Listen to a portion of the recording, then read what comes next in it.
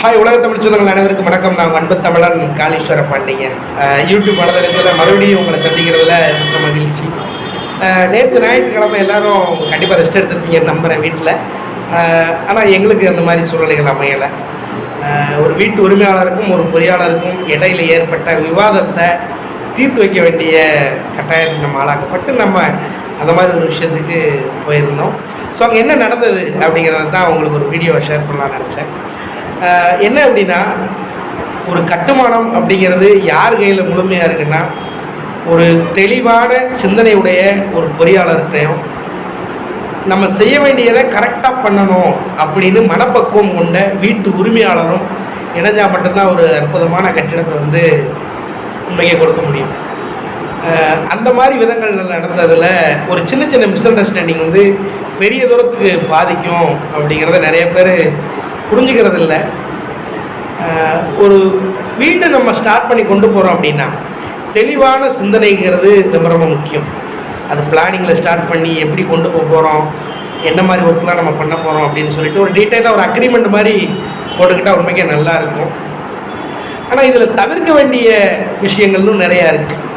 உதாரணத்துக்கு நேற்று அந்த வீட்டோட உரிமையாளர்கிட்டையும் நம்ம தனியாக பேசணும், அந்த வீடை கட்டி கொடுத்த கட்டிட பொறியாளர்கிட்டையும் நம்ம தனியாக பேசணும். முதல்ல கட்டிட பொறியாளர் சொன்ன ஒரு சில விஷயங்கள் வந்து எனக்குமே கொஞ்சம் ஒரு வருத்தமாக தான் இருந்தது. ஒரு சில விஷயங்கள் சொன்னார். என்ன சொன்னார்னா, நான் ஆரம்பித்த ஸ்டேஜில் இருந்துமே இன்றைக்கி வரைக்கும் நான் என்ன சொல்கிறாலும் அந்த பாயிண்ட்டை வீட்டுக்காரங்க வந்து ஏற்றுக்க மாட்டுறாங்க. நான் அவர்கிட்ட கேட்குறேன், இவர்கிட்ட கேட்குறேன், இன்னொரு இன்ஜினியர்கிட்ட கேட்குறேன் அப்படிங்கிற மாதிரியே போகிறாங்க. நான் என்ன சொன்னாலும் ஒத்துக்கிட மாட்டேன்றாங்க.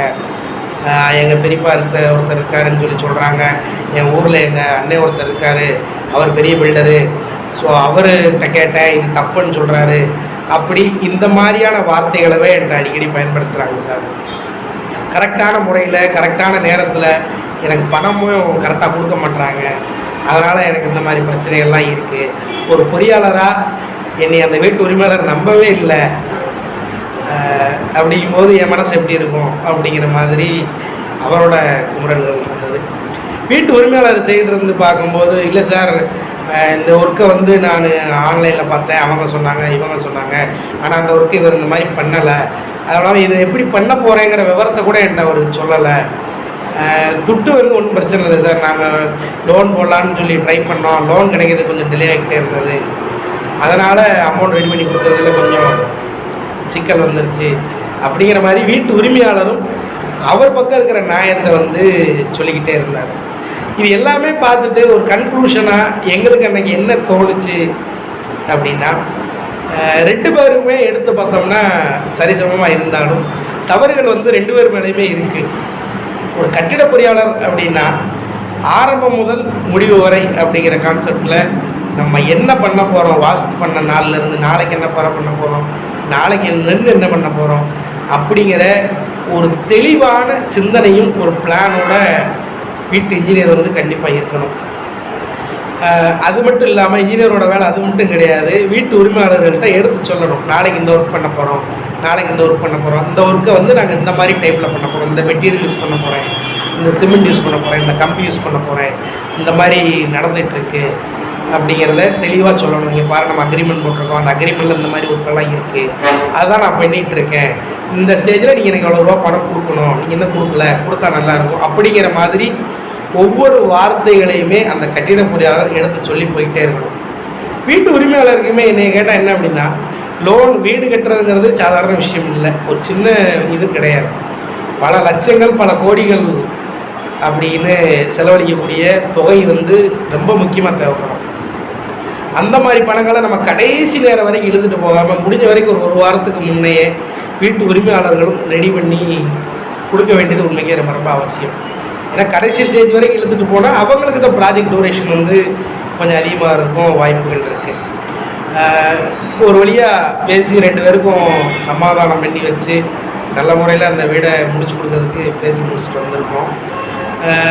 இவங்க ரெண்டு பேருக்கும் சொன்ன கன்க்ளூஷன் தவிர்த்துட்டு எனக்கு என்ன பர்சனலாக ஒரு ஒப்பீனியன் தேவைப்பட்டதுன்னா, கட்டுமானம் அப்படிங்கிறது வந்து ஒரு நம்பிக்கை தான். ஒரு தாய் வந்து ஒரு குழந்தைய எப்படி 10 மாதம் சுமந்து பெற்றெடுக்கிறாளோ அது மாதிரி தான் கட்டடமும். ஒரு கட்டிட பொறியாளர், ஒரு கான்ட்ராக்ட்காரர், அவர் பெரிய ஒருத்தராக இருக்கட்டும், மேஸ்திரியாக இருக்கட்டும், இல்லை ஒரு இன்ஜினியராக இருக்கட்டும், அனுபவம் இல்லாத இன்ஜினியராக இருக்கட்டும், அனுபவம் வாய்ந்த இன்ஜினியராக இருக்கட்டும், ஒருத்தர் கையில் ஒரு ப்ராஜெக்டை நீங்கள் நம்பி கொடுக்கறதுக்கு முன்னாடி 1000 தடவை வேணாலும் நீங்கள் தாராளமாக யோசிக்கலாம். இவருக்கு கொடுக்கலாமா வேண்டாமா, இவர்கிட்ட கொடுக்கறத பற்றி யார்கிட்டையாவது நம்ம 10 பேர்கிட்ட கூட நம்ம டிஸ்கஸ் பண்ணிக்கலாம். ஆனால் கொடுத்து முடிச்சிட்டோம் அப்படின்னா முழுமையான நம்பிக்கையை ஒரு கட்டிட பொறியாளர் மேலே நீங்கள் கண்டிப்பாக வச்சே ஆகணும். ஏன்னா இந்த ப்ராசஸை வந்து திறன்பட செஞ்சு முடிக்க போகிறது அவங்களாம். அவங்களோட முழு ஒத்துழைப்பும் கண்டிப்பாக இருக்கணும். கொடுக்கறதுக்கு முன்னாடி நீங்கள்லாம் யோசிச்சுட்டு இருந்தீங்கன்னா இந்த மாதிரி பிரச்சனைகளை தவிர்க்க முடியும். கொடுத்துட்டு ரெண்டாவது வந்து அவங்க நம்பிக்கையாக இருப்பாங்களா இல்லையாங்கிற சூழ்நிலைக்கு வீட்டு உரிமையாளர்களுக்கு போகும்போது அது ஒரு பெரிய மனசங்கடத்தை தான் உருவாக்கும். இது எந்த மாதிரி போயிடும்னா, ஒரு சிலர் வந்து அக்செப்ட் பண்ணிக்குவாங்க, சரி ஓகே இப்படி பண்ணுறாங்க, சரி என்ன பண்ண அப்படிங்கிற மாதிரி அக்செப்ட் பண்ணிட்டும் போயிடுவாங்க. ஒரு சில பேர் வந்து அதிலேருந்து என்ன நான் இப்படி பண்ணிகிட்டு இருக்கேன், நீங்கள் எதுக்கு என்ன இப்படி பண்ணுறீங்க அப்படிங்கிற மாதிரி வரும்போது தான் விவாதங்களே தொடங்க ஆரம்பிக்கும். அதனால் என்னை பொறுத்த வரைக்கும் வீடு கட்டக்கூடிய நண்பர்கள் யார்கிட்ட கொடுக்குறோம் அந்த ப்ராஜெக்டை, எப்போ கொடுக்குறோம், என்னைக்கு அவர் முடிச்சு கொடுப்பார், அவர் யார் அப்படிங்கிறத தெளிவாக தெரிஞ்சுட்டு கொடுங்க. கொடுத்த பிறகு 1க்கு 100 இல்லை, லட்சம் மடங்கு நம்பிக்கையை வீட்டு உரிமையாளர்களாகி நீங்கள் கட்டிட பொறியாளர்கள் மேலே கண்டிப்பாக வைக்கணும். எல்லாமே நீங்கள் தான் சார், நீங்கள் பார்த்துக்கோங்க, உங்களுக்கு தெரியாத ஒன்றுமே இல்லை அப்படிங்கிற அந்த நம்பிக்கையான வார்த்தைகள் அவங்கள இன்னும் ஒரு உத்வேகத்தோடு செயல்படுத்தும். அதே மாதிரி கட்டிட இன்ஜினியர்களும் நம்ம வீடு இது, நம்ம இப்படி தான் கட்டிகிட்டு இருக்கோம், இந்த மாதிரிலாம் பண்ண போகிறோம் அப்படின்னு சொல்லிட்டு வீட்டு உரிமையாளர்களுக்கும் எடுத்து சொல்கிற பட்சத்தில் அவருக்குள்ளே வரக்கூடிய விவாதங்கிறது முழுமையாக தடைபடும். ஒரு சின்ன பழமொழி கூட சொல்லுவாங்க, பழமொழினாண்டி இது ஒரு திரைப்பட வசனம் தான் நினைக்கிறேன். நம்ம 2 பேர்த்தில் யார் ஜெயிச்சாங்கிறது முக்கியம் இல்லை, யாருமே தோக்கலைங்கிறது தான் முக்கியம் அப்படின்னு சொல்லி சொல்லுவாங்க. அந்த மாதிரி வீட்டு உரிமையாளரும் வெற்றி பெறணும், அந்த வீடை கட்டி கொடுக்குற கட்டிட பொறியாளராக இருந்தாலும், ஒரு பெரிய ஒருத்தராக ஒரு பெரிய மேஸ்திரியாக இருந்தாலும் அவங்களும் வெற்றி பெறணும். வீடுங்கிற முயற்சியில் கண்டிப்பாக 2 பேருமே வெற்றி அடையணும். சுமூகமான உறவுகளுக்கு வெளிப்படையான பேச்சுகள் தான் சிறந்த மருந்தாகுன்னு நான் நம்புகிறேன். ஸோ இந்த விஷயத்தை உங்கள்கிட்ட ஷேர் பண்ணணும்னு நினச்சேன்.